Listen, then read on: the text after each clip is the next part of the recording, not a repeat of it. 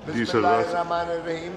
جناب اسپیکر، اچھا یہ ہے جناب اسپیکر، یہ ساتھ والی کرسی کو خالی دیکھ کر، چونکہ وہ میرے ساتھ ہی بیٹھا کرتے تھے، ان کی نشست میرے ساتھ ہی مختص ہوئی تھی، آج اس خالی نشست کو دیکھ کر میرے دل کو ایک ایسا ہول سا پڑ رہا ہے کہ یہ خلا، اور یہ خلا اس طرح کا ہے جس طرح میں سمجھتا ہوں یہ شرافت کا ایک ایسا مجسمہ تھے.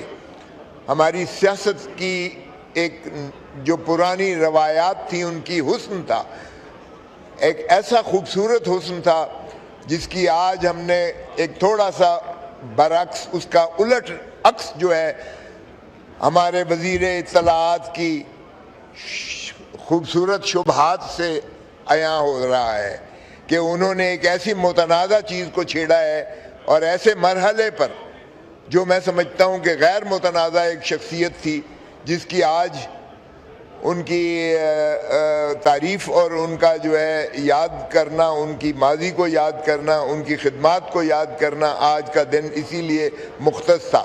لیکن اس سے بھی باز نہیں آئے تو یہیں سے آپ اندازہ کیجئے گا کہ کیا یہ جمہوریت کا قتل چاہتے ہیں. میاں صاحب میرے گھر تشریف لائے تھے. میاں صاحب نے کہا کہ خدا را میرے بیٹے پر جو ہے اس طرح سے پہاڑ گرایا گیا ہے، اس طرح سے جھوٹے مقدمات دائر کیے گئے ہیں، آپ خدا را وکالت کیجئے گا. ان کے ساتھ، میاں صاحب کے ساتھ ایک اور MNA صاحب بھی تشریف لائے تھے، اور میں نے کہا کہ میاں صاحب میں حاضر ہوں جس طرح کی ہو، لیکن آپ دیکھ لیجئے گا کہ اس کا نتائج کیا ہوں گے. اور اس کے بعد میاں صاحب کے ساتھ یہاں اکثر ہماری ملاقات ہوتی تھی، لیکن کبھی انہوں نے اونچا نہیں بولا تھا. وہ اتنی آہستگی سے، اتنی خوبصورتی سے، اتنی لطافت سے، اتنے جو ہے آہستگی سے بولتے تھے کہ ان کو ساتھ لگ کے کان ساتھ لگا کر سننا پڑتا تھا. تو ایسی شخصیات میں سمجھتا ہوں یہ ناپید ہو گئی ہیں. بدقسمتی ہے ہماری اس سیاست کی.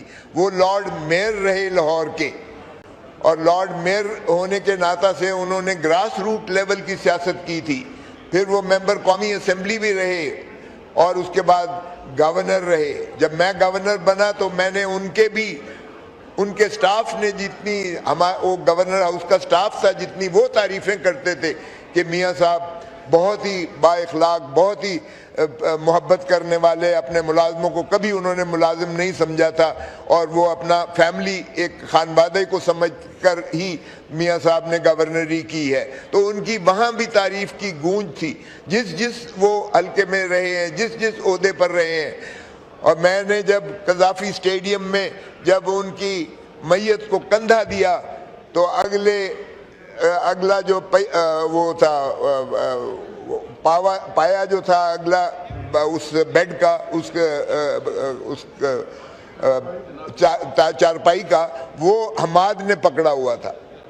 اور حماد 1 منٹ کے لیے آیا اور اس کے بعد اس کو پکڑ کر اور پھر گاڑی میں بیٹھ کر اس کو جانا پڑ گیا.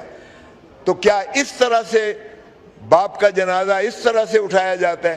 اور اس کے بعد پھر مسجد میں جب ان کا کل ہوئے تھے تو اس کے بعد بھی میں نے حماد کے ساتھ بیٹھ کر اور ان کے ساتھ تعزیت کی تھی.